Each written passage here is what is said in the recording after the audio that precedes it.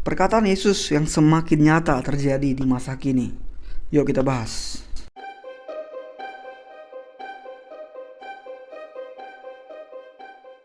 Hai, selamat datang di Biblians. Kali ini aku bakal bahas sedikit aja tentang perkataan Yesus atau ramalan Yesus yang semakin nyata, semakin terjadi di masa kini. Sebelumnya, maaf teman-teman kalau kalian ada dengar seperti suara palu yang dipukul-pukulkan. Ya, aku nggak tahu ada konstruksi apa di luar sana. Tapi aku harap itu tidak mengganggu dan kalian bisa tetap fokus di video kali ini. Nah, yang pertama, dianiaya karena nama Yesus. Itu di Lukas 21 ayat 12. Tetapi sebelum semuanya itu, kamu akan ditangkap dan dianiaya. Kamu akan diserahkan ke rumah-rumah ibadat dan penjara-penjara. Dan kamu akan dihadapkan kepada raja-raja dan penguasa-penguasa oleh karena namaku. Pertama, Yesus bilang kita akan dianiaya oleh karena nama Yesus. Tentu kita tahu ini tentang murid-muridnya. Secara khusus ini tentang murid-muridnya pada saat itu, saat mereka diutus. Dan Yesus menceritakan bagaimana keadaan mereka di masa-masa penderitaan, di saat-saat yang tergolong sebagai tanda-tanda permulaan akhir zaman. Mereka akan dianiaya karena nama Yesus. Dan sekarang secara luas, itu tadi untuk murid-murid Yesus, tapi secara luas kita harus sadari kita ini murid-murid Yesus. Jadi kalau kita memang murid Yesus, maka hal ini pasti akan menimpa kita juga. Dan memang benar, di masa kini kalau kita perhatikan teman-teman, hal itu benar-benar terjadi dan bahkan semakin nyata. Kalau dulu mereka dipersekusi secara fisik, mereka ditusuk dengan tombak, dipenggal dengan pedang, dibakar, digoreng, dilempari batu dan sebagainya. Tapi sekarang persekusinya tidak main fisik, tapi main yang lain. Seperti main mental, main batin, dan sebagainya. Penganiayaan orang Kristen, di mana pengucilan orang Kristen terjadi di daerah-daerah yang kita adalah minoritas. Itu sudah dialami di Indonesia oleh banyak murid-murid Yesus. Seperti yang Yesus bilang, kalian akan dianiaya karena namaku. Dianiaya, dikucilkan.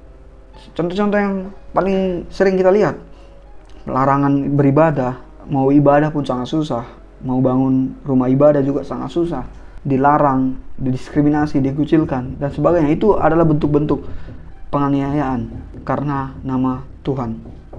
Dan itu semakin nyata di masa kini, bukan semakin pudar dari masa murid-murid dulu, tapi justru makin marak, terutama bagi kita kaum-kaum minoritas. Nah, yang kedua, di masih pasal yang sama, Lukas 21 ayat yang ke-17. Dan kamu akan dibenci semua orang oleh karena namaku. Ini masih lanjutan yang tadi. Ini juga untuk murid-muridnya secara khusus, konteks masa itu ini untuk murid-murid Yesus yang 12 orang dan lebih itu. Dan mereka memang dibenci terutama oleh kalangan Yahudi, orang Farisi, ahli Taurat, dan juga oleh pemerintah Roma. Jadi mereka dibenci oleh dua sisi. Oleh karena itu mereka nggak punya sisi manapun untuk lari atau mencari pembelaan. Pembelaan mereka hanya kepada Tuhan. Seperti Daud berkata, kemana aku cari pertolongan, di atas gunung atau di mana? Tapi hanya pada Tuhan. Mereka meminta tolong ke orang-orang agama, tidak bisa. Karena orang-orang agama Yahudi mengucilkan mereka, membenci mereka. Meminta tolong ke pemerintahan juga nggak bisa. Karena mereka dibenci oleh Roma saat itu. Dan sekarang, di masa depan hal itu bukan makin pudar. Di masa kita ini hal itu makin terasa. Sebagaimana murid-murid Yesus saat itu, kita juga murid-murid Yesus sekarang, itu terasa sama kita. Kita dibenci oleh karena nama Yesus. Apalagi kita kaum minoritas, kita dibenci. Banyak orang mengolok kita, membenci Yesus, mengejek-ngejek Yesus, mengolok Yesus. Itu sudah terjadi dan sering kita alami. Bagaimana Yesus diejek sebagai Tuhan yang mati telanjang, mati digantung, pakai kolor lah dan sebagainya. Dan kita juga pengikutnya diejek, murid-muridnya juga diejek, dibenci, didiskreditkan, dikucilkan. Itu perkataan Yesus di 2000 tahun yang lalu. Dan itu tidak selesai. Jangan kita pikir itu hanya murid-murid saat itu. Setelah Kristen sudah besar, menjadi agama yang besar, aman. Tidak, justru makin terjadi. Memang itu sudah bisa kita bilang takdir dari murid Yesus, pengikut Yesus. Dibenci, dikucilkan, dimarginalkan, didiskreditkan, diolok-olok dan sebagainya.